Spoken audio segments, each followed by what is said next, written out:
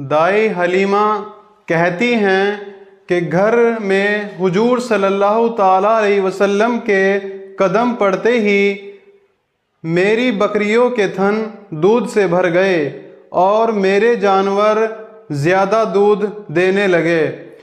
میرے قبیلے والوں نے اپنے چرواہوں سے کہا کہ تم لوگ بھی اپنے جانوروں کو اسی جگہ چراؤ جہاں حلیمہ کے جانور چرتے ہیں، پر وہاں چرانے پر انہیں کوئی پروفٹ نہیں ہوا، کیونکہ یہ تو دائی حلیمہ پر حضور صلی اللہ تعالیٰ علیہ وسلم کا فیض تھا۔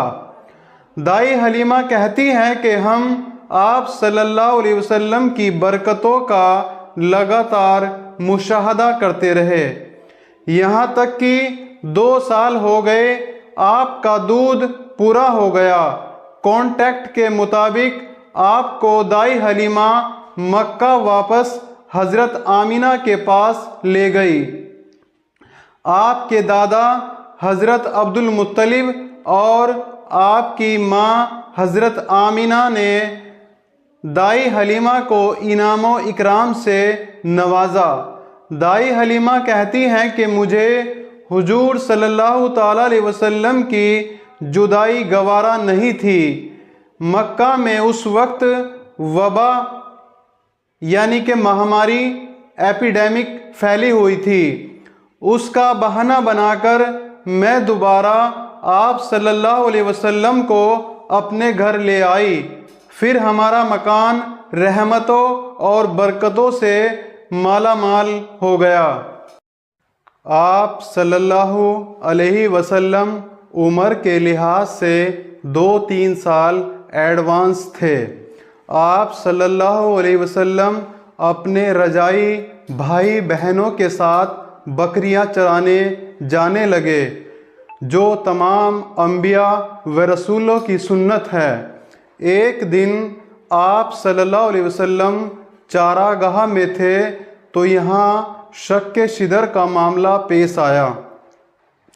دائی حلیمہ کے لڑکے گھبرائے ہوئے آئے اور دائی حلیمہ کو خبر دی کہ محمد صلی اللہ علیہ وسلم کو 3 آدمیوں نے جو سفید لباس پہنے ہوئے تھے چت لٹا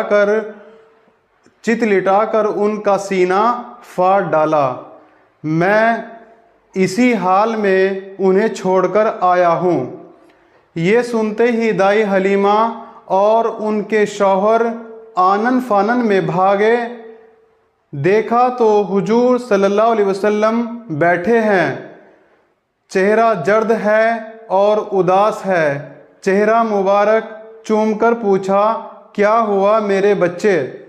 آپ صلی اللہ علیہ وسلم نے بتایا 3 شخص تھے جن کے کپڑے بہت ہی سفید صاف ستھرے تھے، میرے پاس آئے، مجھ کو چت لٹا کر میرا سینہ چاک کیا، سینہ چاک کر کے اس میں کوئی چیز نکال کر باہر پھینک دی اور پھر کوئی چیز میرے شکم میں ڈال کر سی دیا۔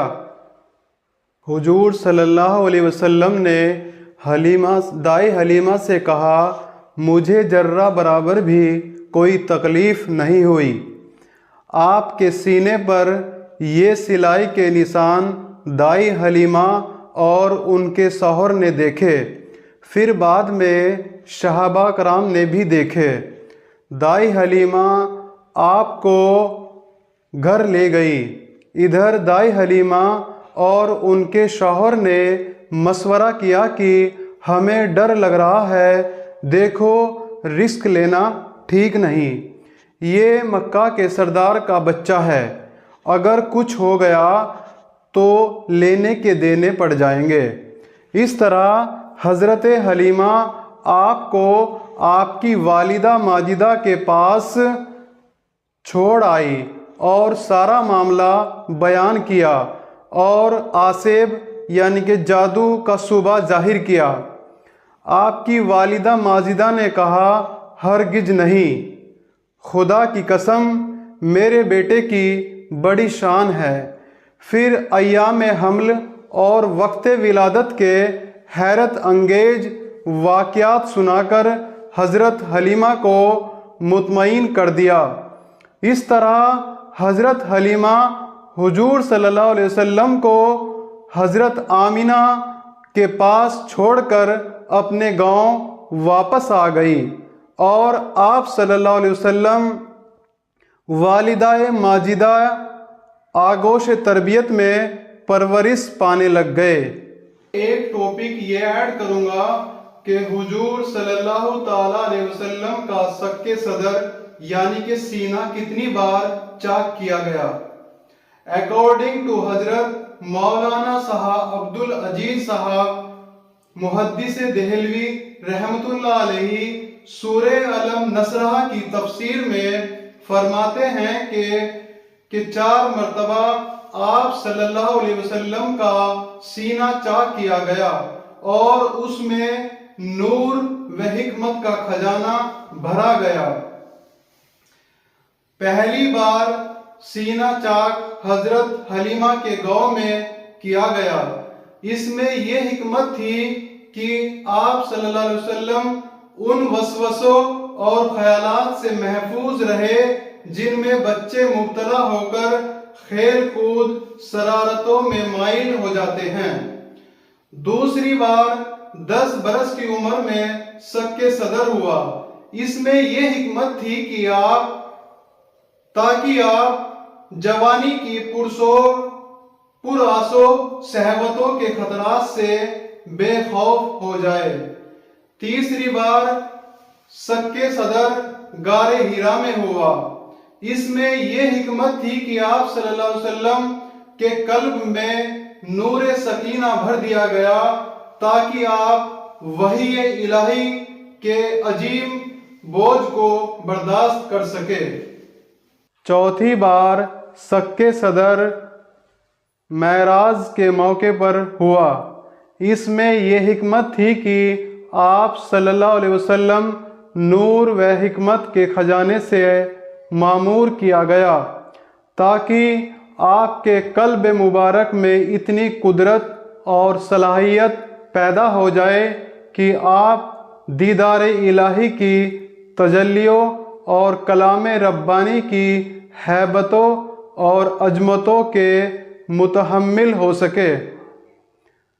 دائی حلیمہ کچھ پیدائشی باتیں حضور صلی اللہ علیہ وسلم کی بتاتی ہیں کہ آپ صلی اللہ علیہ وسلم میرا دودھ ہمیشہ ون سائیڈ کا ہی پیتے تھے، دوسری سائیڈ کا دودھ اپنے رضاعی بھائی کے لیے چھوڑ دیتے تھے۔